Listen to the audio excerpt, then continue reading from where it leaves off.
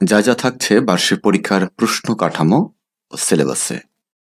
দেশের সব শিক্ষা প্রতিষ্ঠানে চলতি বছর ষষ্ঠ থেকে নবম শ্রেণী পর্যন্ত নতুন কারিকুলামের বই পড়ানো হচ্ছে। তবে অভিভাবকদের দাবির মুখে এই কারিকুলাম বাতিলের উদ্যোগ নিয়েছে অন্তর্বর্তীকালীন সরকার।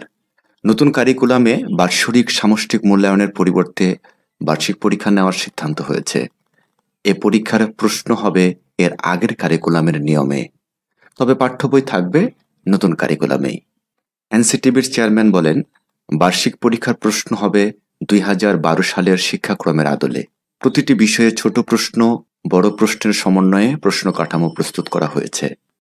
শিক্ষক ও কারিকুলাম বিশেষজ্ঞদের সঙ্গে নিয়ে সেমিনার করে সিলেবাস ও প্রশ্ন কাঠামোর খসড়া প্রস্তুত করা হয়েছে। শিগগিরই সিলেবাস ও প্রশ্ন কাঠামো প্রকাশ করে স্কুলে স্কুলে পাঠিয়ে দেওয়া হবে। ধন্যবাদ আপনাদের সবাইকে। ভালো লাগলে টাইমলাইনে শেয়ার দিয়ে রাখবেন।